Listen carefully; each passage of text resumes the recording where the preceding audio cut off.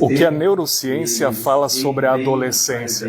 É sobre isso que a gente vai falar na palestra aqui agora com a professora Raquel, neurocientista, professora aqui no Bom Jesus. Nós estamos aqui na Igreja da Paz.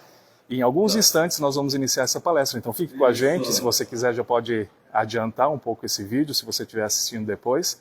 Bom ter você aqui conosco. Pode chegar mais bem, chega mais bem, pode ir. Os pequenos, os menores vêm na frente, né? Quem é baixinho sempre tem que estar na frente, porque você sabe como é que é a coisa, né? Senão não aparece. Isso. Colega André aí pegando, faz isso aí, mas se quiserem registrar esse momento.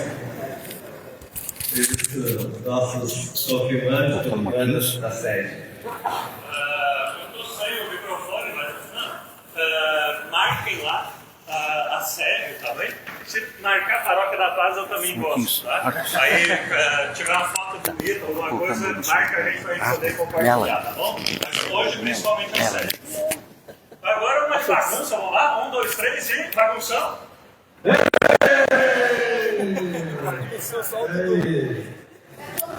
Então marquem a sede, né? Ou marquem as suas paróquias também. Pode vir marcar a paróquia, sede e as paróquias. Então vamos lá, galera. Vamos, pode ir. Acompanhe lá na porta à frente lá. Pode sair reto, já vou lá. Pode no meio. Pode ir reto aí. Daqui a pouco o tio William tem. Tio William. Não tá, né? Ah, sim, se eu ligar fica mais fácil, né, pastor? Geralmente costuma funcionar quando a gente liga, né? Quando conecta, normalmente Não. é melhor. Não, é longe. Cadê quem me chama? Então eu quero agora apresentar para vocês a Teoricamente. Não. Maria Raquel Migliorini de Matos. Isto. Raquel, por favor. Pode ir. Trocou? Aqui. Me deram Tem que outro? ajudar a colocar, né? Eu pus.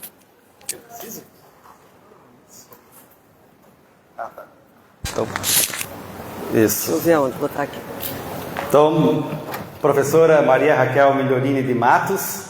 A professora Maria Raquel ela é bióloga, pós-graduada em neurociências e comportamento.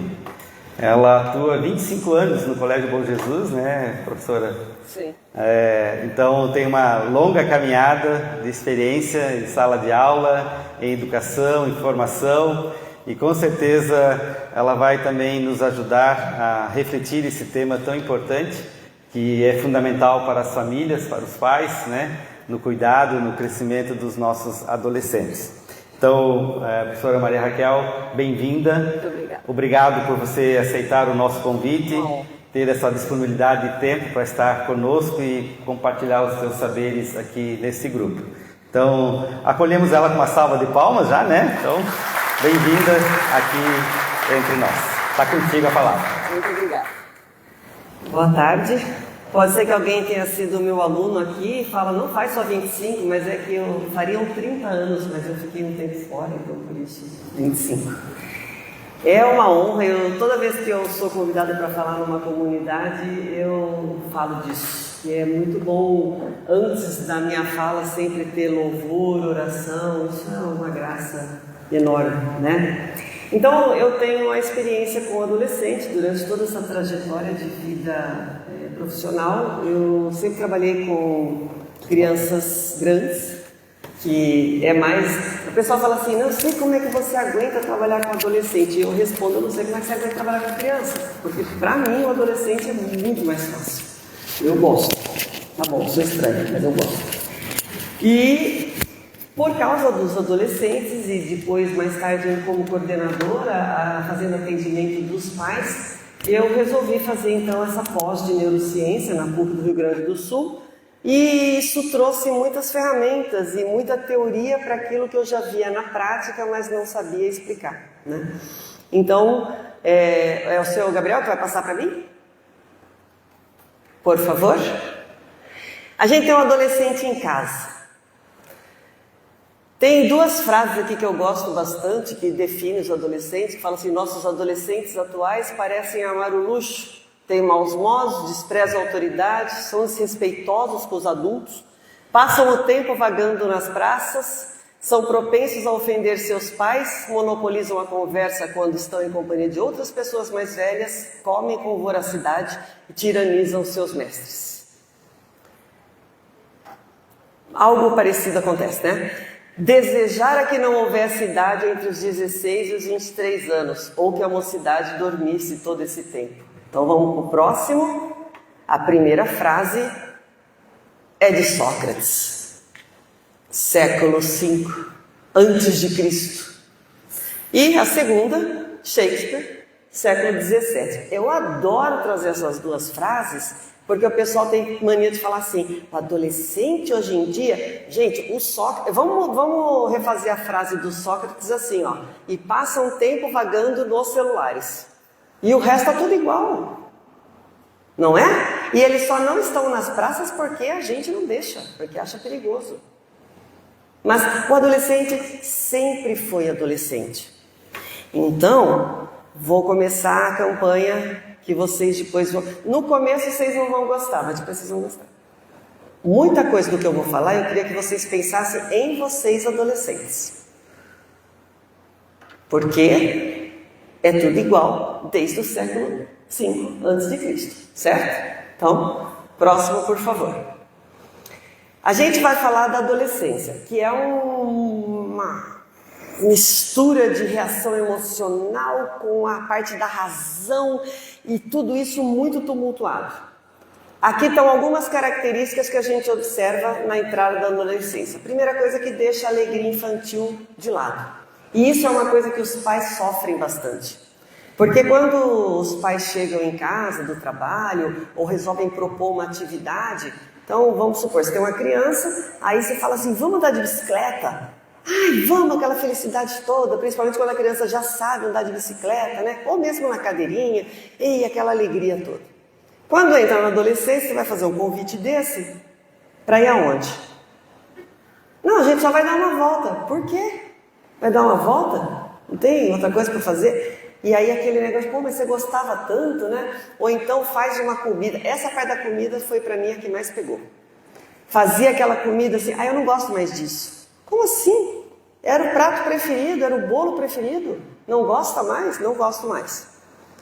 E vou te falar que isso me perseguiu até os dias atuais, porque parece que Deus sabe as coisas que pega na gente e fala assim, eu vou fazer até você trabalhar esse negócio aí em você, né? Meu filho mais velho tem 35 anos de idade, casado, tudo bonitinho, com uma netinha linda que me deu, e aí ele veio no final do ano, ele mora fora do país, ele veio no final do ano e falei assim, vou fazer um bolo de cenoura para você. Aí ele falou assim, mãe, não leva mal, mas eu não gosto mais do seu bolo de cenoura, porque a Amanda, minha nora, ela faz um outro bolo de cenoura que eu gostei, mas nossa! Aquilo foi uma facada que estreia, olha, acabou. Aí, eu pensei assim, né, tá, que bom que ela faz um bolo que ele gosta, né? Tô magoada ainda um pouquinho, tô trabalhando isso, mas assim, é a vida, gente, eles crescem, eles não ficam iguais, né? E esse ser que você tem na sua casa se torna mais irritadiço. Ou então, tudo que você fala, ele questiona. Ou ele questiona por que fizeram, por que vão fazer, por que mandaram, né? Por quê? Por quê? Por quê? Aí você lembra da criança de 5 anos de idade? Lembra dos 5 anos? A adolescência é uma releitura dos 5 anos de idade, piorada. Porque agora ele tem mais argumento. Porque quem aqui assistiu Castelo Rá-Tim-Bum deve lembrar do porquê sim, Zequinha. Com 5 anos funcionava, com 15 não funciona mais. Então, vai perguntar, né? E é legal que a gente responda. É legal que a gente faça esse canal, porque é um momento de contato. Nossa, mas eu tive um dia super cansativo. Pois é, mas uma das pessoas mais importantes da sua vida está na sua casa, não está no seu dia de trabalho, no seu dia irritadiço. E a gente tem que... Eu gosto muito acho que talvez por vício de professora, eu gosto muito das coisas didáticas, né? E eu e meu marido fizemos um simbolismo que era o tapete de entrada da casa. Então, antes de entrar em casa, a gente pisava no tapete, vai ficar tudo aqui. Vai ficar tudo aqui. E eu entrava em casa. Nem sempre deu certo, mas na maioria das vezes sim. Porque senão você chega com a bronca que você estava de alguém e desconta no ser mais frágil que tem, que é o teu filho, né? Então, ele vai ficar irritadiço, você está irritadiça, ele vai questionar, mas quem é o adulto? Somos nós. Então, a gente tem que pensar. Vai ter oscilação de humor e comportamento reativo. A oscilação do humor também é um negócio que é difícil, né? Porque vocês vão perceber, à medida que eles vão envelhecendo, que esse humor piora. Lembrem de vocês, adolescentes. E aí, do nada, aquela pessoa vem e te abraça e enche de beijo. Geralmente, a hora que a gente está mais ocupado, que precisa dos dois braços, eles abraçam e mobilizam o braço assim, né? E beija, ai mãe, te amo, não sei o que lá. Ai, você fala assim, meu bebê voltou, que bom. E aí você, todo feliz, vai lá no quarto falar alguma coisa. Ô, tô ocupado, fecha a porta. Não tá vendo que eu tô fazendo isso aqui? Você fala assim, pô, mas faz 10 minutos que a pessoa foi lá, abraçou. E é uma onda assim, ó, que a gente não consegue acompanhar, né? Eu sempre costumo falar para os pais assim, oscilação de humor é uma coisa, falta de educação é outra. Mas a oscilação do humor é um direito do ser humano. Nós também, adultos, temos. Só que nós, adultos, respiramos, engolimos e... Oi, tudo bem? Posso ajudar em alguma coisa, né? Imagina você, vendedor, com oscilação de humor na loja. Vai perder cliente. Então, ele tem oscilação, mas ele ainda não sabe lidar com isso. Eu estou primeiro dando as características, que vocês já sabem, e depois eu explico por quê. Comportamento reativo, pode passar, por favor. Eu trouxe o meu passador, mas ele não pega daqui até lá, para não ficar, não pode passar, por favor, então. Desenvolvimento de um comportamento autorreflexivo, da autorregulação e do raciocínio. Vocês vão observar como a partir de agora, os filhos de vocês estão de 11 anos para frente, né? Vocês vão começar a perceber como essa autorreflexão ela vai ficando cada vez mais comum, mais profunda, né? Como a autorregulação também, mas aqui nesse item 4 é muito importante a presença dos pais. Porque a gente não pode, quando o adolescente está pensando e refletindo alguma coisa, falar assim, isso é bobagem esse negócio aí. Porque para ele não é bobagem. E se ele está pensando, tem algum fundo, está pensando por algum motivo. Então a gente tem que ajudar a aprofundar, questionar. Por que você está pensando isso? O que você acha que isso leva a quê? E assim vai. É muito importante. A mesma coisa para a autorregulação. A autorregulação significa ajudá-lo a acertar a questão de tempo, a questão de pontualidade, de compromisso, né? Dele se perceber, dele ver se ele está ansioso, se ele está triste, se ele está feliz. Essas coisas precisam de um cérebro adulto para acontecer. Ele começa a ter uma maior consciência crítica de si, que é muito cruel na adolescência, porque nós temos uma sociedade que olha o físico das pessoas e não olha a pessoa. Então o adolescente aprende a viver nessa sociedade e ele começa a ter uma visão crítica do seu físico. Nada tá bom, é feio, é muito magro, é muito gordo, é muito alto, é muito baixo, não gosta do cabelo. Só que isso, sem perceber, nós adultos incentivamos. Vou dar um exemplo. Adultos, hein? Chega lá. Também não? É muito longe, né? Nós adultos... Ai, obrigada. Encontramos alguém e aí fala assim, emagreceu, né? O que você está fazendo? Primeira coisa, cara. Tu não pergunta como é que a pessoa tá. Às vezes ela emagreceu porque ela tá doente, já pensou nisso? Ou porque tá numa depressão profunda, ou porque tá com muito problema. E o contrário também é verdadeiro. Nossa, engordou, hein? Que isso? É mentira isso que eu tô falando?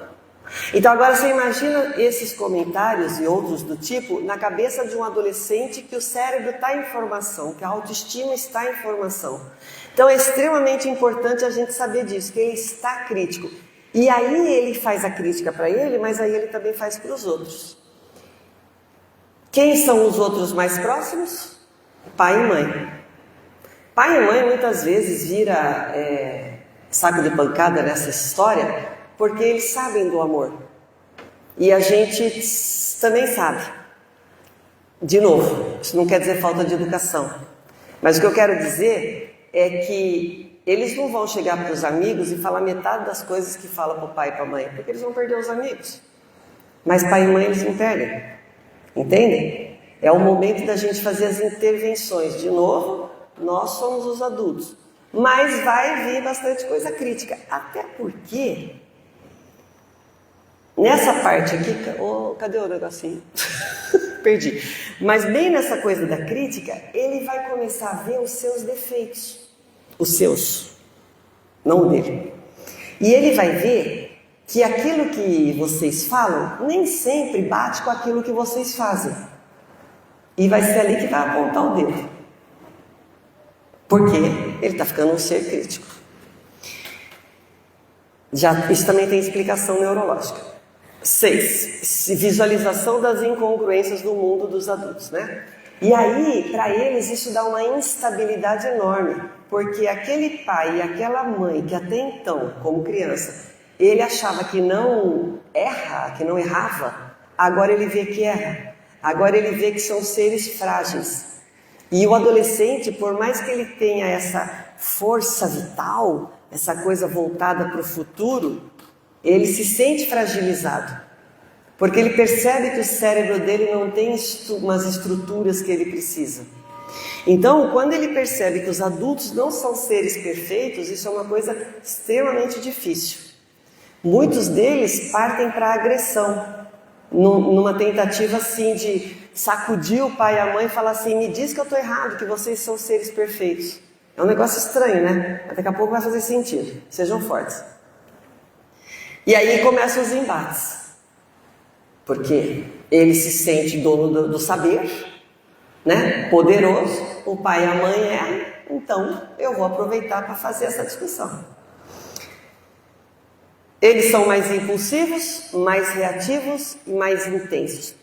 Tudo é em quantidade. Tudo. A música é alta, a comida é absurda. Vai fazer exercício físico, faz até cair. É tudo muito intenso. Vai brigar, briga como se não houvesse amanhã. Tá feliz é uma felicidade que até incomoda. Quando o adolescente está feliz, você fica com saudade de quando ele estava triste. Porque tudo é muito intenso. Tudo é muito intenso, né? E na nossa rotina do dia a dia, essa intensidade às vezes fica assim meio que você não sabe o que faz, né? Mas espera um pouquinho que tem solução. Ele busca emoções e ele quer ser aceito e admirado pelos outros. Por quê? Porque a autoestima está em formação. A parte do cérebro que diz respeito à autoestima está em formação. Então ele precisa ser aceito. Muitas vezes, para ser aceito, ele vira o adolescente bonzinho, em casa, na escola. Eu sempre me preocupei muito na escola com adolescentes bonzinhos. Daqueles que os pais chegavam e falavam assim: nossa, eu não entendo por que as minhas amigas, os meus amigos reclamam dos filhos. Minha filha é tão obediente, o meu filho é tão obediente, ele nunca responde. Nossa, me acendia 5 tipos de alerta assim. Porque isso é aceitação. Porque se o adolescente não puder estrilar em casa, aonde que ele vai? E claro que tem questionamento, e claro que tem tudo isso aqui que eu estou falando, eu imagino que vocês estão passando em casa em algum grau. Então, observe filho que não dá trabalho nenhum. Cutuca, porque tem alguma coisa errada. Aluno que não me dava trabalho era o primeiro que eu aprendi isso ao longo da minha profissão. Aluno que não me dava trabalho era o primeiro que eu procurava saber o nome. Porque ao contrário, né? Geralmente é aquele que você quer escanar, é aquele que sabe aquele que todo mundo sabe o nome? esse aluno não me interessa no sentido de atenção. Ele está tendo bastante atenção. Ele está chamando a atenção. Aí, depois que você atende os outros, você vai atender esse daí também. Porque se ele está berrando tanto, é porque ele precisa de alguma coisa. Mas aquele que nunca abre a boca, invisível, esse precisa de alguma coisa. Porque se não for adolescente agora, vai ser adolescente quando, né? Então, me falaram que os filhos de vocês têm entre 11 e 14 anos, certo? Então, nós vamos ficar nessa faixa etária. Tudo que eu preparei aqui é para esse desenvolvimento e um pouquinho para frente, 15, 16 anos, que daí vocês já ficam preparados para os próximos anos, né? Então, nessa fase, começa o despertar do próprio eu. Ele começa a se entender como não parte de pai e mãe. Muitas vezes aqui começa, por exemplo, a querer escolher o corte de cabelo, a roupa, no sentido de ficar um pouquinho diferente do pai e da mãe. Criança gosta muito de se vestir, de se portar igual a gente. Nessa fase ele começa a ter um diferenciamento. É importante isso? É muito importante. Pensem em vocês. Eu vou o tempo todo falar nisso, tá? Pensem em vocês. Se tu tem um afastamento do pai e da mãe, não precisa ser físico, mas nas atitudes, você se afasta. E agora, casados, com filhos, começa a voltar. E aí tem atitudes que vocês fazem que você fala: meu Deus, estou igualzinho a minha mãe. Estou igualzinho ao meu pai. Né? Porque, claro, vocês conviveram. Você tem uma origem genética, você tem toda a parte de que não seja genética. Hoje tem uma coisa muito forte, mais forte que a genética, é epigenética, que é o comportamento aprendido. Então, claro que você vai fazer algumas coisas igual ao seu pai e da sua mãe. Mas como é que você vai se formar como indivíduo diferente do seu pai e da sua mãe se você não der esse distanciamento da adolescência? Então é preciso se perceber como uma pessoa. Está aqui meu pai, está aqui minha mãe. Eu não sou nem meu pai nem minha mãe. Eu sou a Maria Raquel. Então eu tenho a minha personalidade. Entendem? Então essa percepção começa agora. Ele tem uma crise de crescimento físico, psíquico e de maturação sexual. Por quê? O cérebro dele, a gente vai ver daqui a pouquinho, está em constante mudança. Quando se fala assim, os hormônios da adolescência, tem nada a ver hormônio. O hormônio só faz o aparelho reprodutor mudar e só faz ter cheiro. Eu costumo dizer que você sabe que seu filho entrou na adolescência quando você abre a porta do quarto e fala: meu Deus, entrou na adolescência. É a hora de falar para que serve um desodorante, um talquinho de sapato, né? E aí, isso que é hormônio. O resto é no cérebro e é uma reconfiguração tão grande que ele vai falar assim: quem sou eu? Esse corpo aqui é de quem, meu Deus do céu? Cadê aquele meu corpo de criança? Tá tudo diferente. E a crise também é física, porque o cérebro cresce mais ou menos como a gente tem o crescimento de músculo e osso. Todos vocês devem lembrar da dor de crescimento, principalmente os que são altos. Dava uma dor aqui assim perto do calcanhar, dor de joelho, doía cotovelo, porque o osso cresce num tempo diferente do músculo e durante um tempinho até eles se alinharem dói. No cérebro acontece uma coisa bem parecida. Então o adolescente está com uma mão enorme, com um braço enorme e ele não tem noção disso. Se ele for atravessar a mesa do almoço para pegar uma jarra, cai 2 copos, vira, né? Derruba tudo. Minha mãe falava assim que eu tinha a capacidade de tropeçar que estava no canto. E eu demorei muito tempo para ter noção do meu tamanho. E eu derrubava muita coisa. E os meus filhos foram iguaizinhos.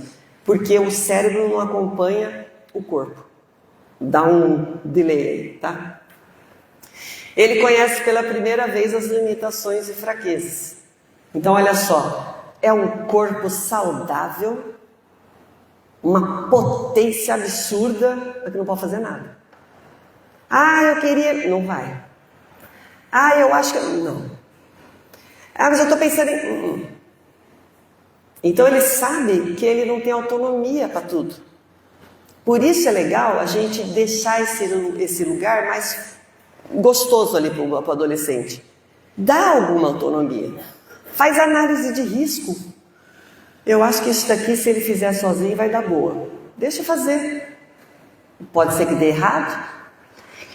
Lembra de vocês, adolescentes? Tinha uma tarefa para fazer. O pai e a mãe davam uma tarefa. A mãe ia lá. Ah, não ficou bom. Faz de novo. Não tá como eu faço. Quando minha mãe falava isso, eu tinha vontade de falar assim, não sou você. Como é que eu vou fazer? Você quer fazer igual o que você faz? Faz você, então. Eu não ia falar porque eu ficava sem dente na boca, né? Mas era o que eu pensava. Então, a gente pode diminuir o rigor e deixar fazer as coisas para ter autonomia, para ele não se sentir tão limitado, tão fraco perto das coisas que tem que fazer. Gente, aqui tem uma coisa extremamente importante. Eu não sei em que momento que a humanidade se perdeu, que tem mães de aluno, mães e pais, mas geralmente é mais mãe, não quero, né, eu estou legislando, né, contra, mas geralmente é mais mãe, que chega numa coordenação de ensino médio e fala, ninguém me falou que o meu filho tinha que entregar esse trabalho hoje?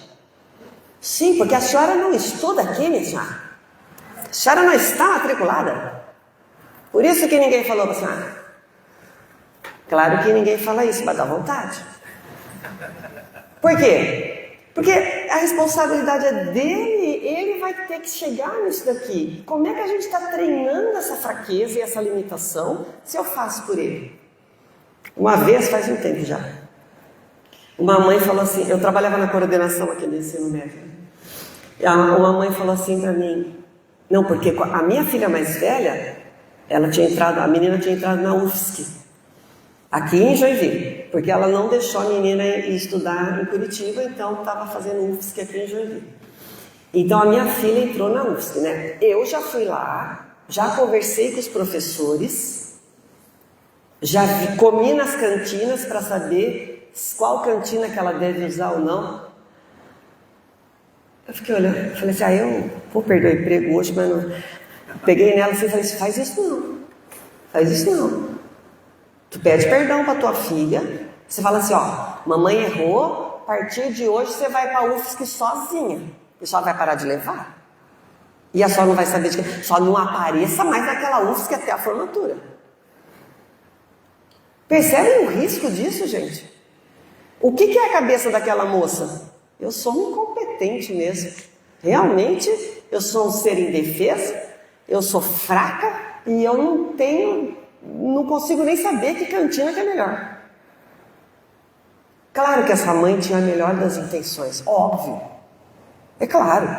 A gente não faz isso. A gente não erra de propósito como pais. Mas tem que ter um limite e tem que ter alguém que fale, para um pouquinho, né? E eu sei que existe uma preocupação grande com segurança, existe uma preocupação grande com tudo, com o mundo, né? Mas os pais de vocês também tinham essas preocupações com vocês, e vocês estão tudo aqui. Não, mas hoje o mundo é muito mais violento. Depende de onde você morava. Eu passei a adolescência em Campinas. Eu sou campineira. Eu posso garantir para vocês que Campinas... Peraí, calma. 40 anos... era muito mais violenta do que Joinville é hoje. Posso garantir. Então minha mãe também tinha essa preocupação. Entendem onde eu quero chegar? A gente tem que começar a soltar esse povo. Porque eles têm que começar a crescer. Então o que está acontecendo nesse cérebro neurologicamente? Vocês lembram do neurônio? O neurônio era aquela célula de estrelinha assim, lembra? Que tinha um rabinho assim. Então, os filhos de vocês estão perdendo as conexões neurais. O neurônio forma massa cinzenta e a conexão dele forma massa branca. Então, eles perderam vários neurônios enquanto crescem, chama poda sináptica isso. A primeira grande poda sináptica é aos 5 anos e a segunda, assim, muito grande, aos 15 anos. Mas não é de uma vez só, né? Gradativo. Então eles perderam alguns neurônios. Aí já tem pai e mãe que fala assim, isso explica muita coisa. Não. Porque eles melhoraram a conexão entre os que ficaram. Por isso que a massa branca aumenta. Porque as conexões estão muito mais fortes. Por isso que eu acho uma besteira enorme quando fala assim, não, que o meu filho tem 6 anos de idade, ele faz judô, pintura em tecido, em inglês, está estudando um pouquinho de alemão e chinês, porque o mandarim hoje é importante. E aí a gente fala assim, que hora que vai ser criança, né? Que hora que brinca essa criança? E é uma bobagem. Porque se ele não continuar fazendo tudo isso, na faxina do cérebro vai perder tudo. E ninguém vai conseguir ficar fazendo isso a vida toda. Então, muito mais produtivo brincar, fortalecer essas conexões que a brincadeira permite que aconteça e depois estuda, vai ter a vida toda. E não estou falando que é para tirar os filhos da escola, está todo mundo entendendo isso, né? Eu estou falando que é para não sobrecarregar a criançada. Então não tem nada a ver com hormônio, eu quero repetir isso. Não tem nada a ver com hormônio, tem a ver com mudanças cerebrais, podas sinápticas. Agora você imagina que você viveu 11, 12 anos com o cérebro e de repente ele começa a mudar? Não é fácil para o adolescente também, é difícil. Ele para de se reconhecer até, né? Eu sei que vocês estão pensando, eu também, mas, de novo, a gente tem que ser um adulto, né? Muito bem. Eu não estou achando, eu não sei onde que eu estou enfiando essa luzinha aqui que não está indo, mas eu vou fazer aqui assim, ó, quer ver? Se eu for para lá, você consegue me pegar? Eu vou virar na posição que esse cérebro está, certo? Então essa parte cor-de-rosa aqui é a minha testa e a parte ali verdinha é a minha nuca. Isso daí é o nosso córtex cerebral. É uma camadinha fina, tem 3 milímetros de espessura, quando muito, mas é o nosso cérebro, é isso aí. Ele é dividido em lóbulos ou lobos. E esse que eu falei para vocês, do cor-de-rosa, é o lobo frontal. Esse é o que mais muda. E é esse que está dando aquela bagunça toda que nós falamos até agora. O cérebro amadurece de trás para frente. O pré-frontal, que é a parte mais atrás da testa aqui, é a última parte a amadurecer. E ele começa a amadurecer 13, 14 anos e termina perto dos 30. Então, hoje a adolescência é medida pelo amadurecimento do pré-frontal. Se ele acaba de amadurecer perto dos 30 anos, os seus filhos serão adolescentes até os 30 anos. Não vão embora, continua sentado aí. Mas lá pelos 18, 19 ele já está bem bonzinho. Certo? Só que ele vai demorar, vai fazer algumas coisinhas erradas ainda até os 30. Claro que tem uns que até 20, 25, né? Isso não é. Mas até os 30 é aceitável. Então o que faz esse lóbulo frontal, que é a parte que a gente mais vai falar? Ele estrutura a personalidade. Vocês já vão entender por que ele se comunica muito com a parte emocional. Então ele faz a personalidade.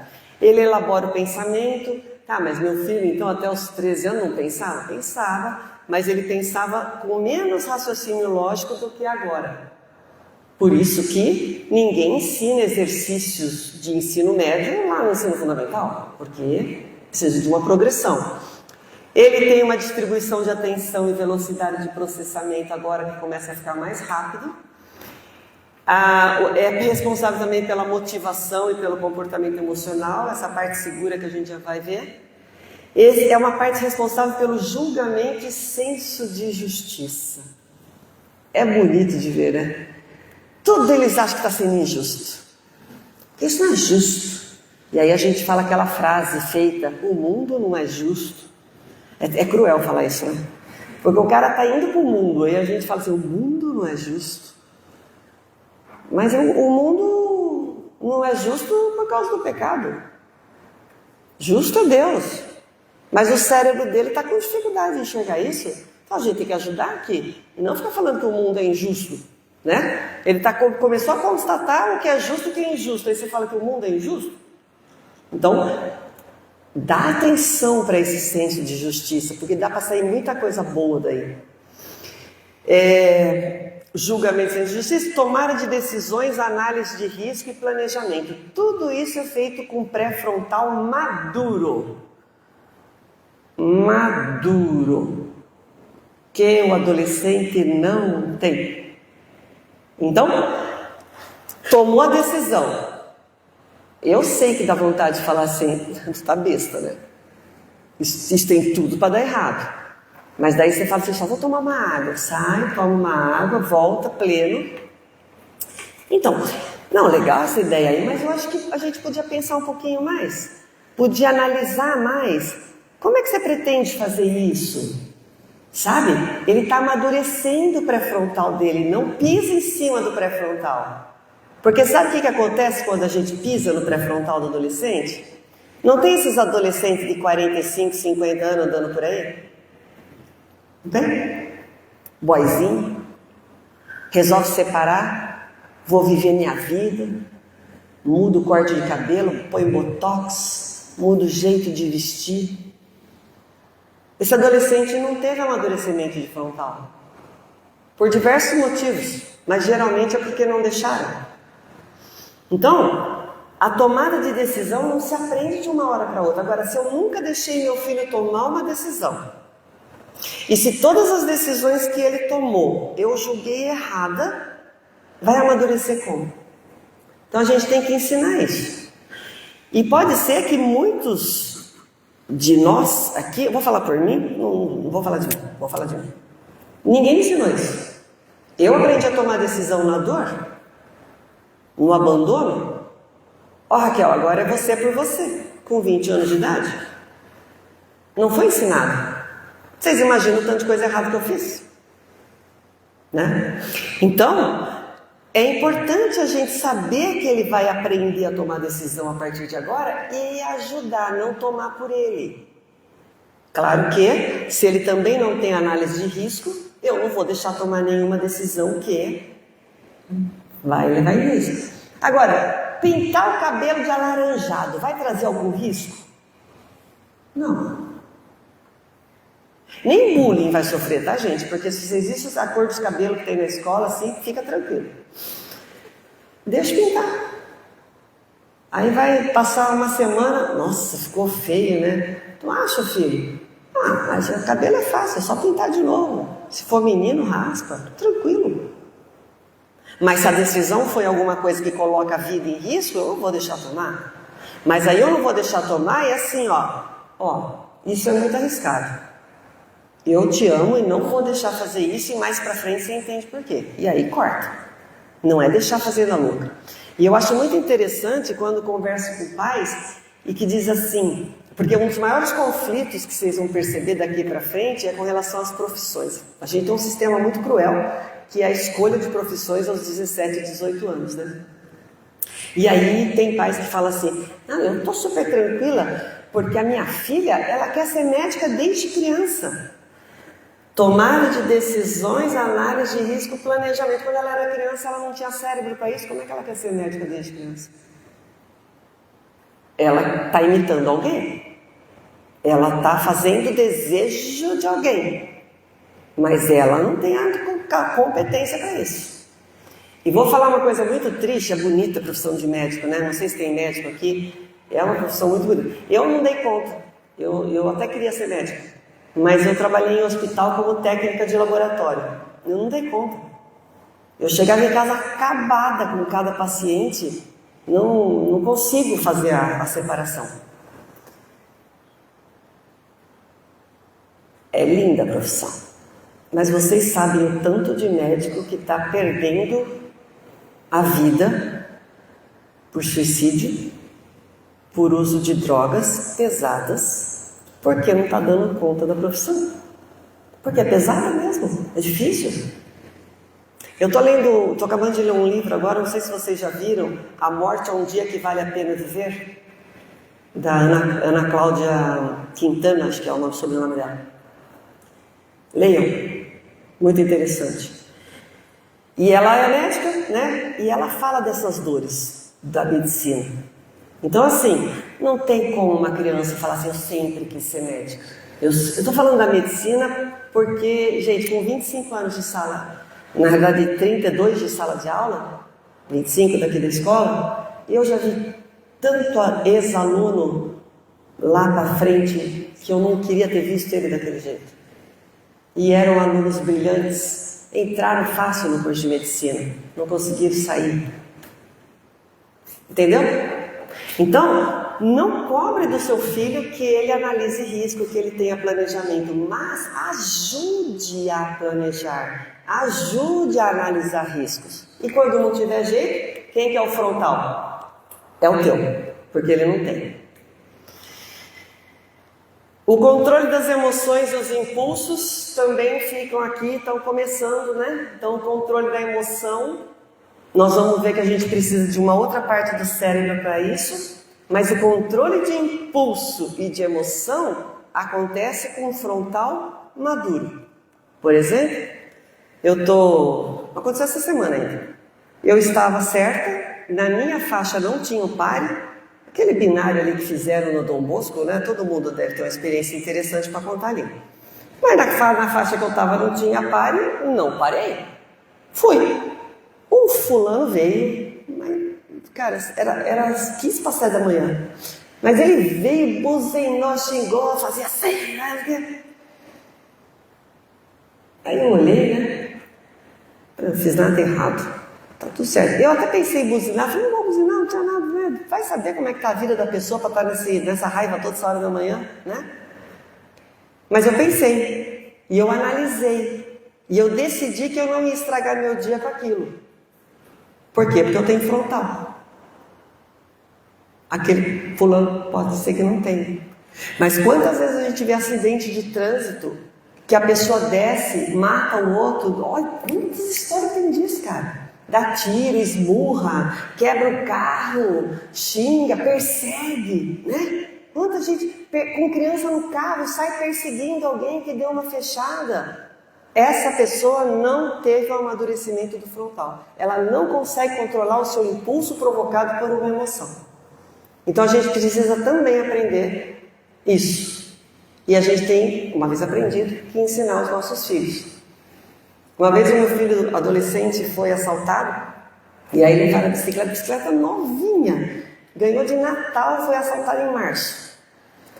Estava indo para o inglês, foi assaltado. Aí ele voltou para casa, estava bem nervoso. Ele falou, mãe, estavam armados. E aí eles pediram a bicicleta. Falei, tu não reagiu, né? Não reagi, desci, dei a bicicleta, mas eu vim aqui para você pegar o carro agora, porque eu vi para onde eles foram e a gente vai atrás. Eu falei, fazer o que, Rafael? Nós vamos pegar eles. Eu falei, não vou. E aí ele xingou. Quando ele se acalmou, eu falei assim, filho, eu não vou porque eu também estou com raiva. E se eu for, eu vou passar com a bicicleta, com o carro em cima deles. E aí, em vez de uma coisa errada, vai ter uma sequência de coisa errada. Então eu não vou. Porque a gente precisa aprender a se acalmar. É frustrante, é triste, mas tem que aprender a se acalmar. Naquele momento, eu me ensinei e ensinei para ele também. Porque é isso, gente. Ninguém nasce pronto, mas a gente aprende. Eles também vão começar a desenvolver empatia. Olha que coisa linda, ó. Porque ele tem o comportamento emocional desenvolvendo, a motivação, o senso de justiça, mas ele também tem empatia. O adolescente, quando ele começa a desenvolver essa coisa da empatia, é lindo de ver, que é onde aparecem os trabalhos em instituições, né? Ou na igreja, ou em ONGs. A gente tem que usar muito isso, porque isso ajuda demais numa outra parte que eu vou dizer. Use esse senso de empatia. Porque criança não tem empatia, né? A criança é adestrada. Se chegar uma criança, eu sou uma criança, chegou uma criança e vai pegar meu brinquedinho. Eu vou olhar para minha mãe e para o meu pai, se eles falarem que eu tenho que dar, eu vou dar, mas não vou dar com gosto. O adolescente, ele começa a dar com gosto. Ele começa a desenvolver isso. E é muito bonito de ver. E ele também vai aprendendo a organizar o tempo. Tudo isso que eu falei para vocês do frontal, vocês estão aguentando firme ainda? Tô quase. Entra em sintonia com uma parte do cérebro chamada sistema límbico. Então eu falei para vocês do córtex, que é uma capinha, né? O sistema límbico, imagina que eu enfiei o meu dedo aqui no meio da cabeça E agora eu enfiei o outro dedo aqui, em cima do nariz, aonde os dois se encontrarem, bem lá no meio, tem um grupo de estruturas que forma isso, o sistema límbico, que é responsável por toda a nossa emoção, aprendizagem, memória, sono, regulação, tudo que é mais primitivo. Todo animal mamífero tem sistema límbico. Não somos nós, mas nós somos os únicos que temos o córtex daquele jeito que eu acabei de descrever, ok? Então, lembra que eu comecei a palestra falando que a adolescência é uma luta entre a razão e a emoção. Então, a gente vai ver agora como é que é isso. Ó, bem no miolinho, né? Eu vou achar um negócio aqui, peraí. Não é possível. Vamos, querido. Acendendo, tá? Vai. Mas todo mundo tá vendo aquela bolinha? Tem um negócio roxo aqui, tá vendo? O negócio roxo é chamado de hipocampo. Daqui a pouco eu falo dele. Ele chama hipocampo porque quem descobriu disse que parecia um cavalo marinho. Vamos aceitar, né? Eu não acho que parece, mas enfim. Tem uma bolinha na ponta dele que está escrito amígdala, tá vendo? A amígdala é extremamente importante. Observação. Não é essa amígdala aqui que eu estou falando, ó. Aqui chama tonsila. Porque a biologia não feliz em dar um monte de nome, de vez em quando eles trocam ainda. Dá para viver sem a... Eu estou explicando isso porque eu vou falar assim... Obrigada, pastor. Eu estou falando isso porque eu vou falar que a amígdala é essencial, não se vive sem. E aí já tem gente que começa a passar mal, porque eu falo, tirei as minhas quando eu era criança. Não é essa. É no cérebro, certo? A outra você consegue viver sem. Muito agradecido. Então tem a amígdala, eu vou falar da amígdala, do hipocampo e do hipotálamo. O hipotálamo é aquele verdinho perto do amarelo ali. Observe que são tudo estruturas muito pequenas, né? Então vamos começar pela amígdala. Ela é responsável pelas coisas mais primitivas. Por exemplo, luta e fuga. Se entrar um cachorro raivoso aqui agora... Ou eu vou brigar com ele, ou eu vou sair correndo. Mais provável que eu saia correndo. Não, eu vou brigar, porque eu não tenho medo de cachorro. Vou dar outro exemplo. Se entrar um rato aqui, eu vou sair correndo. Eu tenho mais medo de rato que de cachorro. Se você começar a falar que tem rato aqui, não precisa nem ver, eu vou sair correndo. É a minha amígdala dizendo. É impensável. Aí você vai falar assim, Raquel, olha o seu tamanho, olha o tamanho. Não adianta argumentar. Não adianta. Meu marido já sabe disso. Ele vai sempre preventivamente. Quando eu vou botar um veneno em algum lugar, eu vejo que já está lá. Porque ele sabe que eu vou surtar. E não adianta vir conversar comigo. É a minha amígdala. Então ela vai fazer luta e fuga, que vai fazer a gente paralisar ou congelar. Nós estamos vivos, a humanidade evoluiu por causa da amígdala.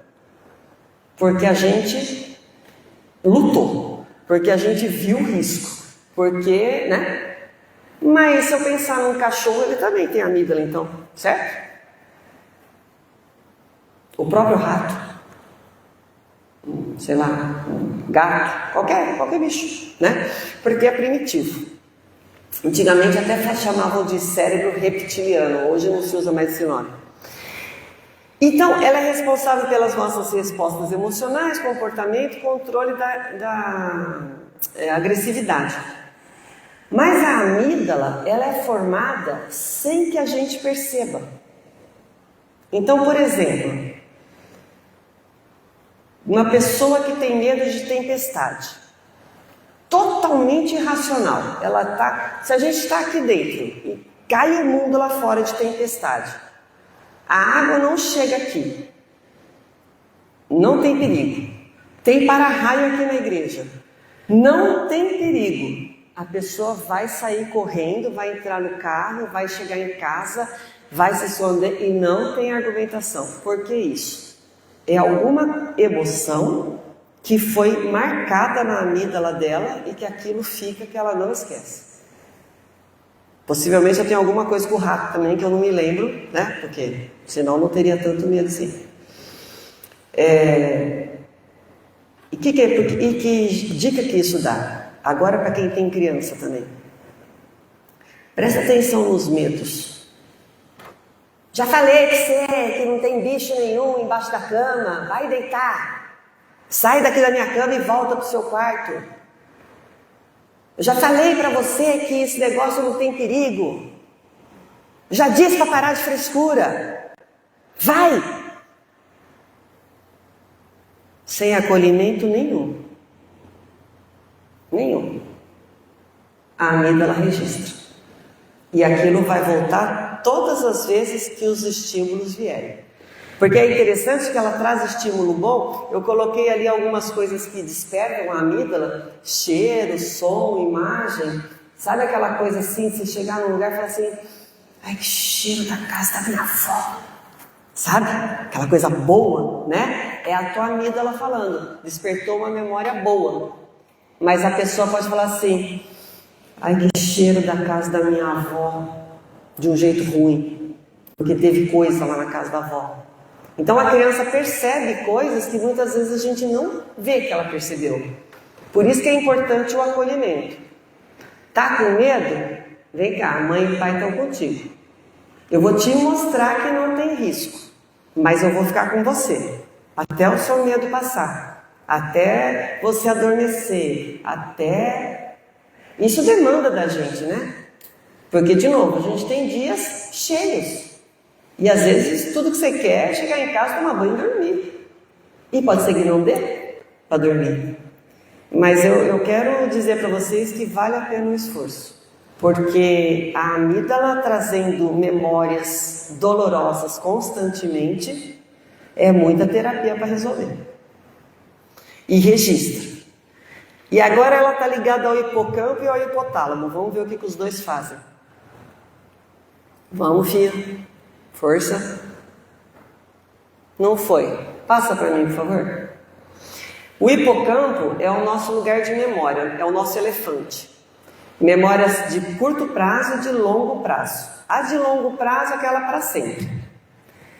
Muitas vezes essa parte do para sempre ela está preservada. Sabe quando uma pessoa com Alzheimer está na frente da filha e aí vê a foto da filha criança e fala assim, eu queria minha filha aqui.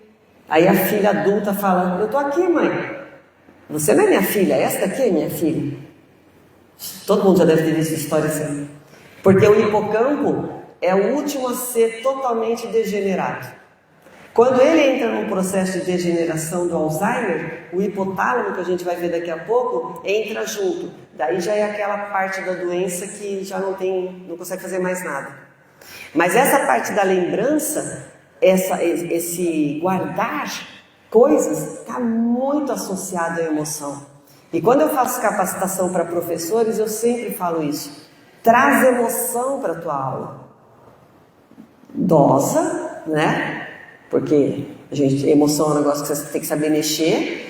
Mas traz emoção para a tua aula, porque a emoção ajuda no aprendizado, porque ajuda na memória. Então, se a pessoa lá tem na amígdala guardada um medo, é porque alguma coisa ela viu, ouviu, cheirou, sei lá.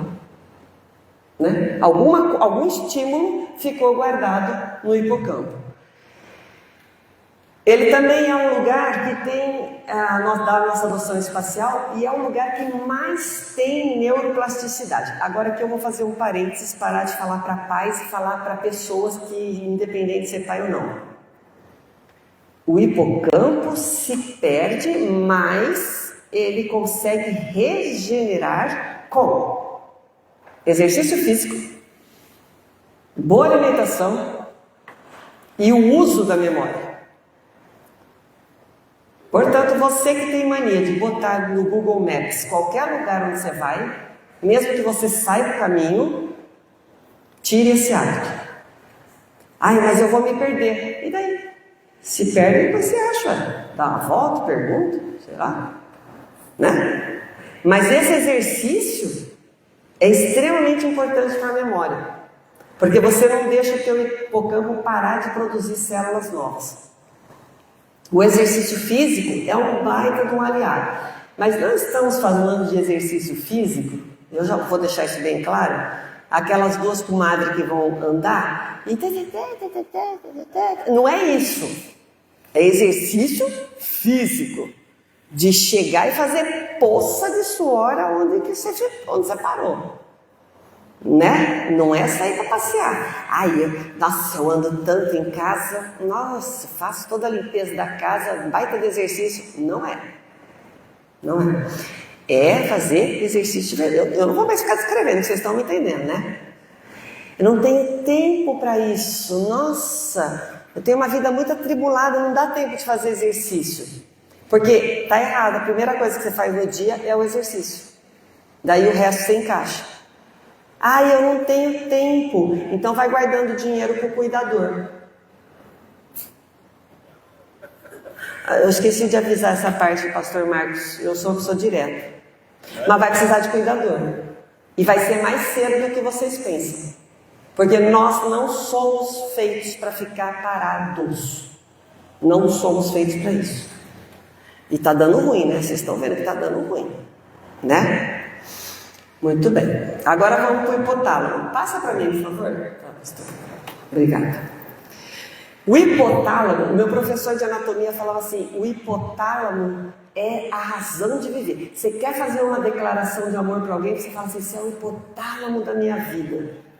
A gente falava assim, só se a pessoa for bióloga também, né? Como é que vai entender? Mas é que o hipotálamo, ele regula todo o nosso processo metabólico. Vocês viram o tamanho dele, né? Minúsculo. Ele regula tudo, todos os hormônios, todas as glândulas, todo o processo metabólico, todo o sistema nervoso autônomo, sono, apetite, isso é tudo, é ele. Agora que vem o negócio. Por favor, próximo. Existe um negócio que chama eixo HPA, hipotálamo pituitária, que mudou de nome, chama hipófise, mas daí deixaram o P da pituitária mesmo. A hipófise é a glândula mestra que a gente tem, que regula todas elas. Hipotálamo, hipófise e adrenal, que são duas glândulas que a gente tem aqui, ó, em cima do rim. O hipotálamo está ligado com a amígdala, que está ligado com o hipocampo. Entraram 3 ratazanas aqui. Eu vou dar uma descarga absurda de adrenalina e vou sair correndo. Por que eu vou dar descarga de adrenalina?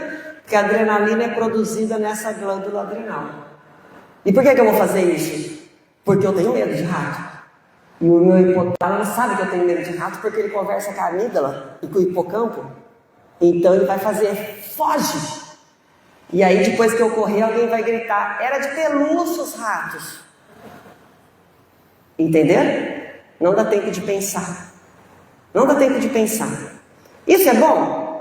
Isso é muito bom. Porque com mais adrenalina, eu consigo correr, coração, músculo cheio de sangue, o pulmão a todo vapor, né? E se fosse 3 ratos de verdade, eu estava longe, beleza. O problema é que o hipotálamo, às vezes, dá esse aviso com imagens aprendidas. Então, por exemplo, se eu apanhei do meu pai quando eu era pequena, ou se eu sofri qualquer tipo de violência em casa, eu vejo uma cena de violência, a minha adrenal começa a liberar adrenalina. E eu fico... E aí meu coração... Eu não estou sofrendo nenhuma violência, estou sentada assistindo.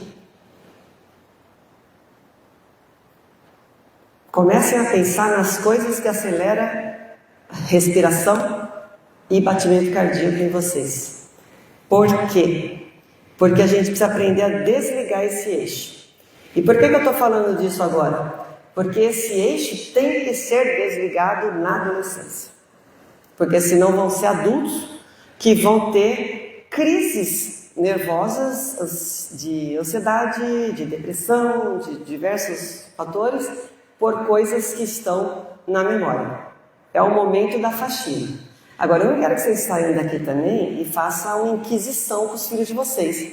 Tem alguma coisa que você tem medo? O que eu posso te ajudar? Tem alguma coisa assim? Não. Fica atento. Presta atenção. Conversa. Né? Porque senão daí sim você vai provocar uma crise nervosa. Ele vai ficar assim, meu Deus, o que eu fiz de errado? Né? Então começa a prestar atenção. Presta atenção nas falas. Presta atenção naquilo que ele fala que tem receio, que tem medo, que tem lembrança. Uma coisa muito boa que deixaram de fazer, senta para comer junto e começa a contar a história. Ó, na casa da minha mãe era assim, acontecia assim. Meu pai às vezes fazia assim, era ruim, mas aí depois a gente conversar, sabe? Vai falando para ele saber que você é de carne e osso, para saber que quando ele dispara o eixo HPA dele, é normal, que ele tenha onde apoiar. Ai, Raquel, não consigo falar disso. Meu passado, para mim, é muito doloroso. Vou falar uma coisa para vocês.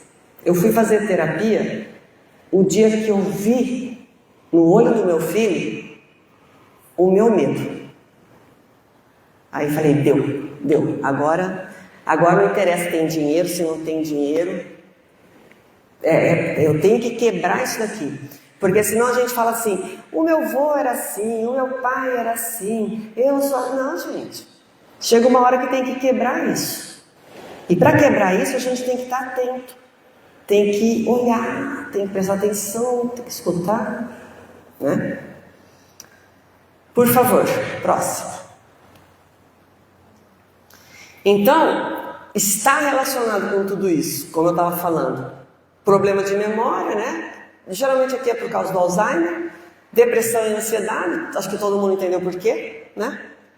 E aí tem as doenças, epilepsia, esquizofrenia e o transtorno de déficit de atenção e hiperatividade, que é realmente um transtorno, mas que ele tem tratamento e que a gente tem que ficar atento com isso, porque existe uma medicalização de crianças absurda. É que o meu filho é muito elétrico. Uai, gente, mas é criança.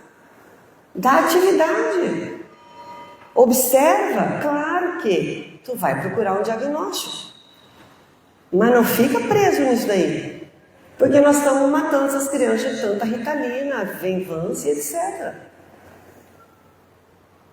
Tem tratamento para isso, tem tratamento cognitivo para isso. Pensando bem pensadinho, eu acho que todo mundo em casa tem transtorno de déficit de atenção. Eu e meu filho com hiperatividade e a minha filha e o meu marido não. Eles são bem devagar assim, nós dois somos pilhados. Mas não existia esse diagnóstico, quando o mais velho também estava estudando, também não tinha, e a gente aprendeu a estudar. Podia ter sido facilitado com algumas terapias, né? Mas, ok, tem casos crônicos que precisa de medicação. Tem casos crônicos. E tem outros casos que precisa de acompanhamento. Nós estamos deixando uma geração assim, ó.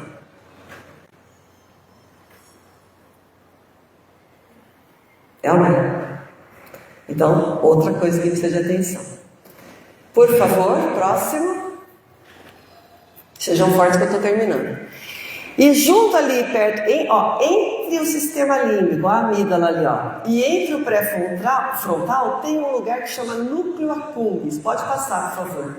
Que é responsável pelo nosso sistema de recompensas. Que a gente libera uma substância chamada dopamina, que também nos trouxe evolutivamente para cá, porque a gente faz coisa porque gosta, porque libera dopamina. Muito bem. Então, o sistema de recompensa libera dopamina, ele vai atrás de sensação de prazer, e a sensação de prazer ela vem com busca por novidades, excessos. Lembra que eu falei lá atrás? Falei, daqui a pouco eu explico por quê. Comportamento de risco, porque comportamento de risco é legal para quem não tem frontal. Se eu não tenho frontal, eu vou fazer um rafting radical. Depois eu fico velha, eu chego lá e falo assim, não vou nem, mas pode esquecer que eu não entro aí. É ou não é? Pensa nas coisas que vocês fizeram quando era adolescente, que vocês diziam assim, agora nunca mais. Eu andava de bicicleta em Campinas, com as ruas super movimentadas, eu só andava com as mãos aqui, ó. Eu tinha uma Caloi 10, daquelas de pneu fino, que ela era bem facinha de manejar, eu só andava aqui. Eu não punha a mão no guidão. Eu aprendi a fazer curva, eu achava o máximo, aprendi a fazer curva sem botar a mão no guidão. E fiz isso até um dia que a minha mãe viu. E aí eu não tive mais bicicleta. O frontal dela falou mais rápido, né? Então deu tempo de eu ficar com todos os dentes na boca, tudo bonitinho. Mas é isso, gente, é o que tem. É um sistema que satura muito fácil, então possivelmente se eu continuasse fazendo aquilo, ia chegar uma hora que eu já não ia achar mais emocionante, então eu ia procurar um outro sistema de risco, com mais risco, porque satura. E satura porque na adolescência perde um monte de receptor de dopamina, então você precisa encharcar para ter a mesma resposta. Entenderam agora por que a criança vai falar assim, eu não quero andar de bicicleta com você, que graça que tem? É a dopamina, não é você, tá bom? Então fica tranquilo, continua amando pai e mãe, mas a dopamina não está deixando. Ajuda a formar hábitos, memórias, emoções e qualquer coisa que vai fazer esse sistema de recompensa ser aberto, que vai causar motivação, vai, vamos dizer assim, persistir. Gostei disso, vou fazer de novo. Gostei disso, vou comer de novo. Gostei disso, vou escutar de novo, né? E aí vai a dopamina. Pode passar, por favor. Então, coisas que fazem liberar muita dopamina no adolescente. Jogar videogame. Nossa, que perda de tempo. Para você que não gosta de jogar videogame. Para o adolescente que gosta de jogar videogame, não é perda de tempo. Mas videogame não faz mal? Faz, de madrugada. Com horário bom, certinho, não faz mal. Muito pelo contrário, desenvolve o cérebro. Ver coisas bonitas, olha que legal, exercício físico, carinho libera um monte de dopamina. Cara, até macaco sabe disso, que eles ficam fazendo, já viram que eles ficam fazendo assim, ó? Na cabecinha? Tem um estudo da Unicamp com cuidadoras em orfanatos que algumas crianças recebiam carinho, mas era um carinho assim, ó, só a mão aqui, não tinha emoção envolvida. E essas crianças tinham níveis de dopamina maior do que aquelas que não recebiam carinho nenhum. Então, né, comida, quem que não gosta, né, comer chocolate gostoso assim, libera um monte de dopamina, fica feliz, ganhar prêmio. Sexo e drogas, acho que a Raquel esqueceu de tirar isso daqui. Não esqueci, não. É na adolescência que descobre isso daqui. E não vem me dizer que é ruim. Porque libera dopamina. E se libera para você que é adulto, libera também para o adolescente. Então tu saiba com quem os teus filhos estão andando. Com quem eles conversam. Por quê? Para minha mãe, para a mãe de vocês, era fácil. Alguém ligava lá, oi fulano, tudo bom? Aqui é a mãe da Maria Raquel. Você é filho de quem, hein? Você mora onde? Vocês vão aonde? Não é isso? Ligava o telefone e pronto. Agora vocês não sabem com quem os filhos de vocês estão falando. Ai, Raquel, eu sei tudo. Não sabe nada. Sabe nada. Lembra do bonzinho? Não sabe. Dá um jeito. Começa a dar carona. Faz um dia da pizza na tua casa. Chama para ir. Nós vamos levar 3 no Beto Carreiro. Você fala, essa mulher tá louca que eu vou com 3 adolescentes no Beto Carreiro. Vai com a boca fechada, com os ouvidos bem abertos, escutando o que eles estão conversando. Começou a falar coisa que você acha que está inadequado? Ô filha, essa pessoa que é sua amiga aí, como é que é? Como é que são os pais dela? Quer chamar um dia aqui em casa? Porque é o único jeito que vocês vão ter de conhecer a gente. Não é mais como é que era. E aí, são os amigos, porque eles querem ser aceitos, lembra da história de querer ser aceito? Eles querem ser aceitos e é por ali a porta de entrada. Porque de toda essa lista aqui, o que mais faz liberar dopamina são esses 2 itens aqui, que como tem criança, eu não vou repetir, só vou mostrar os 2 itens. Certo? Então, abre os olhos. Está cheio, lotado de adolescente no ensino fundamental fumando cigarro eletrônico. Lotado. Ai, mas não faz mal. Faz. Dá enfisema pulmonar. Tem enfisema era doença de velho, gente. Era doença de velho que fumava 3 maços de cigarro por dia, que ficava... né? Tem jovens de 20 anos com enfisema por causa do cigarro eletrônico e os pais não sabem. Mas por que não sabe? Porque não olhou, não cheirou, não abriu a mochila, não revistou o quarto. Nossa, mas isso é invasão de privacidade. Em casa eu sempre falei assim, bem claro, a noção de conjunto. Contém está contido, lembram disso? O seu quarto está contido na minha casa. Portanto, o seu quarto faz parte da minha casa, eu entro a hora que eu quiser. E se eu precisar, se eu desconfiar e precisar dar uma geral, eu vou dar. E vou abrir a mochila. E vou cheirar. Os meus filhos sabiam que se não era eu que ia buscar, nunca tiveram chave de casa. Mesmo quando adultos já assim, mas morava embaixo do meu teto. Joelho está embaixo da mesa que eu ponho comida. Minha casa e minhas regras, não é isso? Chegava em casa, eu abria a porta. Nossa, mas você acordava de madrugada? Fazer o quê, né?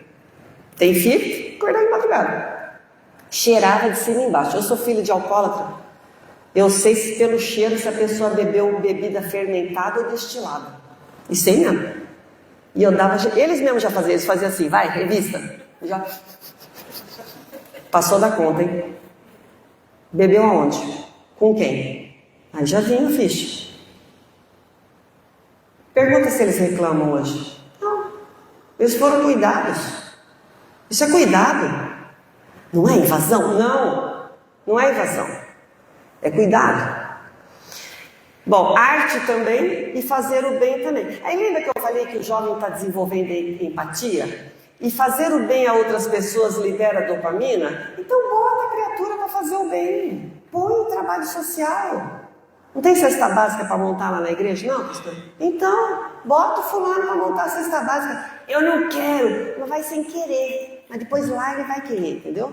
Tem coisa que tem que ir pelo... né? Empurrando. Por favor. O nosso cérebro é movido... É o último slide, tá? Antes que todo mundo comece a levantar e ir embora. O nosso cérebro é movido por substâncias químicas. A dopamina é o que nos motiva. Por causa do sistema de recompensa. É aquilo que faz a gente fazer de novo o que nos faz bem. Você está com a pessoa que você ama porque ela te faz bem. Não é, mas é porque eu amo. Você ama porque te faz bem. E aí tu fica. Serotonina é um estabilizador de humor. Isso daqui a gente libera serotonina com exercício físico e com reuniões também filantrópicas, assim. Então, mas o exercício físico é o que mais faz mesmo. Meditação faz liberar bastante endorfina também. E existe uma coisa na igreja cristã de achar que meditação é coisa de esotérico, né? Mas sabe, eu fico pistola da vida com isso, porque o esotérico, ele entende o corpo humano. Então ele faz caminhada na natureza, que também libera bastante serotonina. Ele faz meditação, né? Ele cuida da alimentação. E nós cristãos, por que eu fico brava com isso? Porque é tudo isso que nós cristãos devíamos fazer, porque está escrito na palavra de Deus que a gente tem que cuidar disso daí, aquietar a mente, cuidar do corpo, né? Cuidar da natureza, e a gente não faz, e ainda fica bravo com o esotérico que faz. Tem um negócio que eu fico. Eu sempre falei, né, em todas as comunidades por onde eu passei, tem que falar disso que o esotérico faz no púlpito, porque libera serotonina. Olha lá, você tem uma estabilização de humor, gente, olha que felicidade. Vai fazer uma caminhada na natureza, aquele adolescente que tem oscilação de humor, ele vai ficar calmo. Tá, mas eu não gosto. Ah, problema seu. Nós estamos falando do adolescente aqui. Então se trata de gostar. Vai lá que vai te fazer bem também, né? Pega esse adolescente, tira ele do sofá, vai fazer uma caminhada. Mas aqui, o que a gente vai conversar? Nada. Vai conversar nada, vai andar. Endorfina é um analgésico natural. Sabe o que libera bastante a endorfina? Rir. Dar gargalhada. E vai dizer que não é verdade, quando você encontra gente assim, que você ri um monte, parece que lavou a alma, né? Olha lá, é de graça, gente. Ocitocina faz as interações sociais. Interação pais e filhos, libera ocitocina. Entre amigos, libera ocitocina. E por isso, então, que a gente precisa olhar quem são os amigos dos nossos filhos, porque eles vão fazer uma ligação química bastante forte, né? E as interações sociais podem ser reforçadas com encontros comunitários, não solidão. Então aquele adolescente que, não, mas o meu filho ele não tem costume de sair com os amigos. Terrível isso. Porque significa que ele fica muito sozinho. Não, mas ele fica com a gente em casa, mas não acabamos de falar que não é que ele tem que se desfazer de você para ele virar gente. A gente e ele, para depois ele saber que ele vai contar com os pais. Percebe? Então vamos voltar para a caminhada aqui, ó. Você foi andar, você e seu filho. Está liberando as endorfinas, serotonina, mas está liberando a ocitocina também, está fazendo vínculo. A minha filha falou um negócio muito legal outro dia. Ela falou assim, ela mora fora, mas ela estava aqui, a gente estava passando na João Colim, passando em frente a Paviloche. Aí ela falou assim, nossa mãe, lembra quando a gente vinha, só eu e você à tarde aqui, tomar sorvete, só nós duas? Eu falei, lembro, você lembra disso? Ela falou assim, eu lembro, para mim era o máximo aquilo. Aí eu tinha que fazer com o outro também, né? Mas era o máximo, gente, não foram tantas vezes. Mas era um momento que estava eu e ela. E eu não estava no celular. Porque não adianta ficar você e o seu filho e você ficar no celular. Vai resolver nada. Né? Então, liberou muito a ocitocina ali. E tem um outro caso que eu vou falar para encerrar, que eu quero com isso demonstrar o tanto de trabalho que dá. Os meus filhos são 2 filhos únicos, né? Porque eles têm 9 anos de diferença um com o outro. Então, praticamente 2 filhos únicos. Em algum momento da nossa vida, a gente decidiu que sempre faríamos passeios, eu, meu marido e os 2 filhos. Sem amigos, sem família, sem nada. Família núcleo, nossa. Beleza? Vamos lá. Você nunca vai arrumar um programa que você contente uma criança e um adolescente. Então era um verdadeiro inferno. Porque sempre tinha briga, sempre tinha um que estava chorando, ou então reclamando. E a gente insistia. Não, vamos lá, vamos. Voltar, a gente voltava acabado. Cara, eu lembro da minha cara voltando. Um dia eu falei assim, meu marido, por que a gente faz isso? Ele falou assim, não sei, Raquel, a gente não achou que era bom, então vamos fazer. Era instintivo, vamos fazer. Muito bem. Ia pra praia, ficava um final de semana na praia, alguma coisa assim. Cresceram, passado um tempo, os 2 adultos, um morando num continente e outro em outro. Aí eu escutando eles conversar. Meu, você lembra como é que era legal, né? A gente ficava só nós 4. Nossa, a gente ria. Eu olhei, a gente ria? Minha mãe, aquilo foi a melhor coisa. Olha, juro que você me deu vontade de catar uma cinta e cortar os 2 assim, ó. Essa ruga aqui. Olha só, gente. E a gente não fazia nada, ficava nós 4. Almoçava, jantava, brigava, os 4. Olha as memórias que formaram. Foi fácil? Não foi. Mas cumpriu a função. Entendem isso? Então assim, agora vocês têm um manualzinho. Eu vou passar para o pastor, quem quiser pegar a apresentação, pega. Eu vou botar, por favor, só mais um para o meu e-mail aparecer. Meu e-mail está ali. Se quiserem fazer alguma pergunta, por favor, e fiquem tranquilos, que vai dar tudo certo.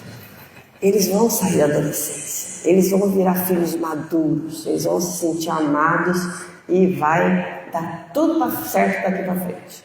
Tá bom? Boa sorte.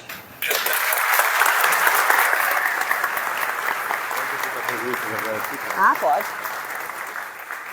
Dúvidas? Foi muito pesado?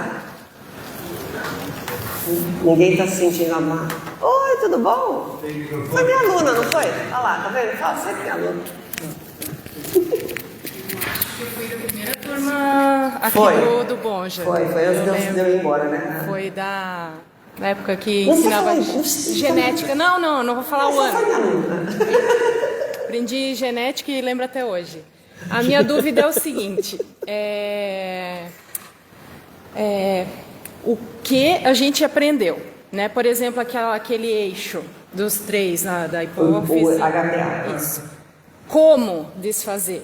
Eu fiquei um pouco na dúvida em como ajudar o adolescente a quebrar um pouco esse ciclo, esse eixo, no momento que ele precisa. Geralmente precisa de terapia. Geralmente. Nós sozinhos é difícil. Se é alguma coisa leve, você consegue anulando, assim, fazendo alguma coisa que faça uma memória mais forte em cima daquilo. Mas geralmente é terapia. Pra gente e pra eles. Perguntas? Só que terapia adolescente é assim, ó. Porque o disco rígido dele, o disco rígido é coisa de velho, né? A nuvem dele está bem vazia, então dá para trabalhar melhor. Disco rígido é coisa de velho. A minha dúvida é só, quando você comentou, eu sou mãe de menino, né? E quer jogar videogame? Deixa eu jogar videogame, né? Não tenho tempo, então, assim, não que porque assim, eu não largo no videogame e é uma mágoa, né? Ele se sente magoado com isso. E aí tem essa questão que falam, o videogame causa, por mais de 2 horas diárias, né? Excesso de dopamina, que isso vai deixar a criança propensa a um vício com drogas e tudo mais. Como dosar isso? Existe uma dosagem? Primeiro tem o tipo de jogo. Se ele está jogando FIFA Brasil, por exemplo, fica tranquilo. Esses que viciam um pouco mais, eles estão ligados à violência, geralmente. O tempo tem a ver com as tarefas dele. Hora de dormir, inegociável. Tem que ter tempo para dormir. Porque, cara, vocês veem aqui na escola às 7 horas da manhã, parece que estão filmando o Walking Dead aqui, assim.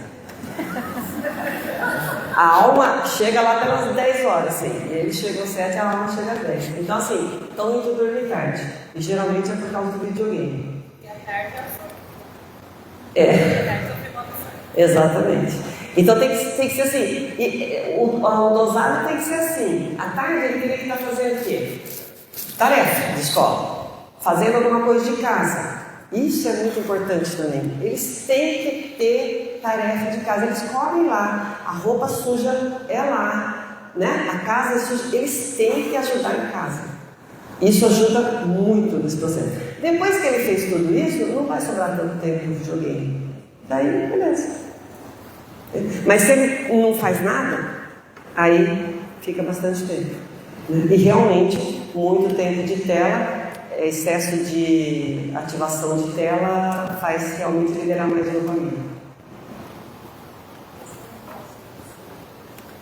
Ocitocina é muito abraço, muito beijo. Mas ele não deixa chegar perto, tu agarra mesmo assim.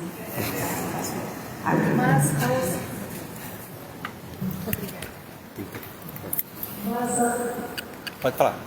Mas a ocitocina, ela é liberada até em nós adultos ou começa até morrer, sempre.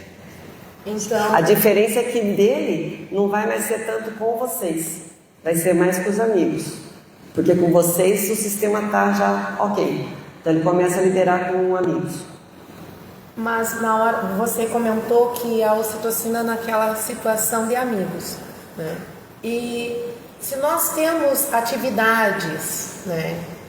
Por exemplo, vou carregar meu filho hoje para uma atividade entre jovens. Tá. Os jovens somos nós. Aí a jovem aqui leva a filha dela. A jovem aqui leva a filha dela. Esse tipo de ação também pode ajudar. Tá, mas aí nesses encontros, os jovens, adolescentes ficam juntos e vocês ficam no outro grupo? Ou fica todo mundo junto, sim? Então, é essa a pergunta. Porque eles têm que ter as conversas deles, os jeitos deles. E vocês têm que ter as conversas de vocês também. Aliás, homens, aprendam com as mulheres. Porque a gente tem muita facilidade de liderar a ocitocina, porque a gente sai com outras mulheres e conversa e ri um monte. Aqueles hormônios lá, a gente libera tudo.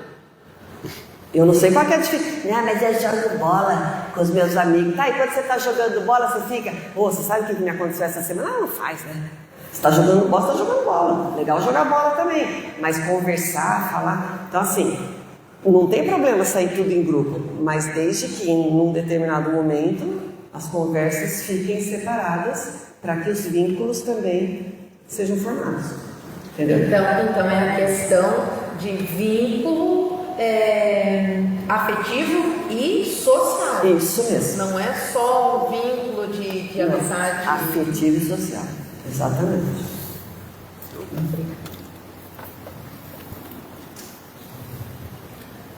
Professora, primeiro, parabéns pela palestra, né? Eu acho que o desafio maior hoje é que 90% são filhos únicos também nas casas, né? E eu sempre falo para minha esposa lá, que ela fica mais tempo com ele em casa, é um menino, que o desafio dela é ser mais dura com ele, porque a vida vai ser ruim. Então, se ficar só da frutinha, atendendo tudo, se ele não ajudar um pouco e se não cobrar dele as coisas, quando ele vai sair para o mundo, o relacionamento com os amigos, na escola, na empresa, ele vai escutar os não da vida e vai sofrer mais, né? Então, assim, como é importante dizer não, mesmo podendo dar mais isso ou mais aquilo, mas saber dizer o não para ele saber conviver com o não na vida, porque quando tem irmãos, tu já tens isso, né? Já divide a bolacha, divide o canal da TV. Mas os nossos filhos únicos, a TV é deles, o quarto é deles, o pacote de bolacha é deles, o litro de refrigerante é deles. Então, como fazer eles ser mais sociáveis no mundo que eles são o centro, né? São tudo, né? Eu acho que não precisa ser dura, no sentido de, se minha mãe não puder me acolher, quem é que vai, né? Mas realmente os limites são extremamente importantes, né?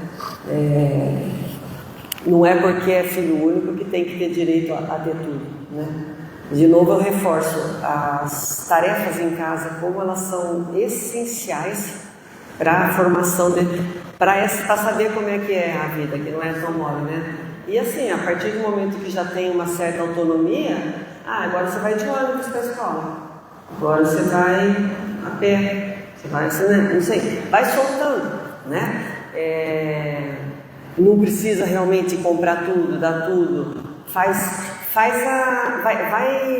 amadurecendo o cérebro nesse sentido assim, não, você já falou que você queria uma bicicleta, agora você está falando que você quer um patins, é um ou outro.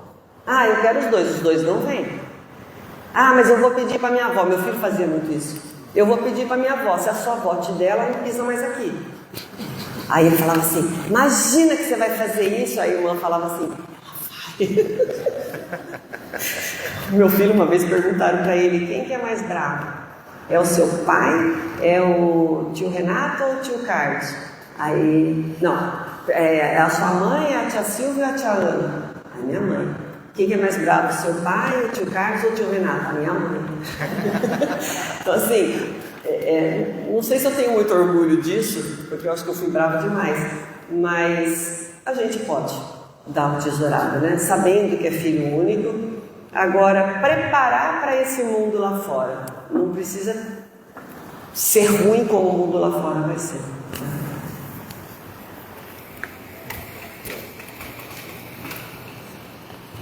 Boa tarde. Boa tarde. falou ali do hipocampo, que acessa memórias e emoções associadas à amígdala, né? E essas memórias, desde bebê ou até no ventre materno. No momento que abriu o olho. Que abriu o olho. E sabe que isso é duro, né? Porque como é que você vai saber o que o bebê está absorvendo? É duro. Mas é desde a mais tenra infância. Tem estudos que falam até que ainda no período gestacional. Eu não quero nem pensar nisso. Vamos ficar só agora que nasce mesmo, que já está bastante coisa. Né?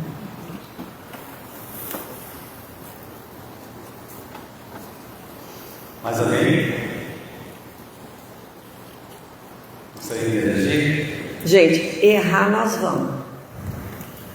Pedir perdão serve para isso, para quando a gente erra. Né? Perfeitos nós não vamos ser. Vai passar alguma coisa? Vai. Mas aí a gente retoma.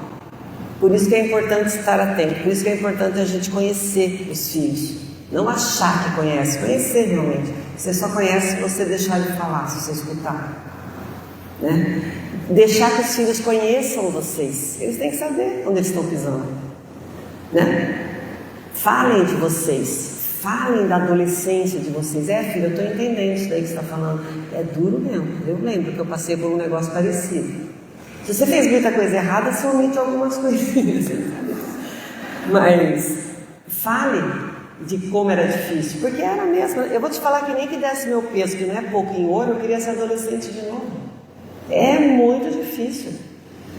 Então, só que ao mesmo tempo é uma joia que a gente tem em casa, né? Eles têm ideias brilhantes, usa as ideias deles. Usa, deixa ter as ideias. Não, mas tem umas que são ruins, usa também. E daí aí vai ver que foi ruim.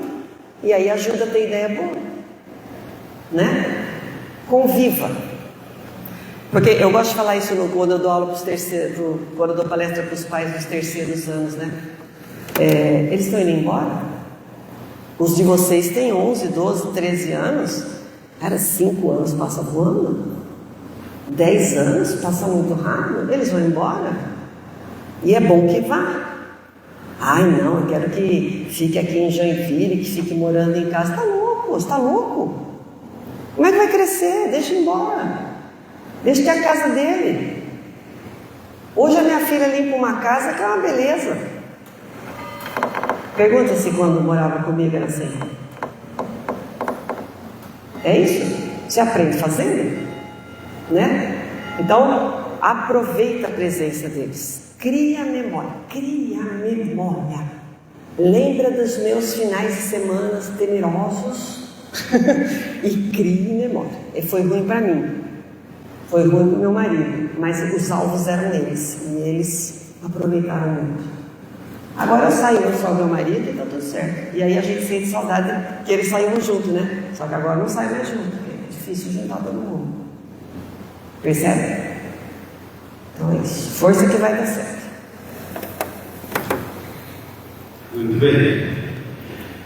Professora Maria Raquel, muito obrigado. Eu que agradeço. Por você compartilhar conosco as experiências, saberes, com certeza foi muito desafiador, né? Ao mesmo tempo motivador para cada um de nós. Nós temos uma lembrança, eu peço que também vem aqui uma forma de carinho, de gratidão. É a minha linguagem, 2 linguagens do amor, presente e comida. Opa!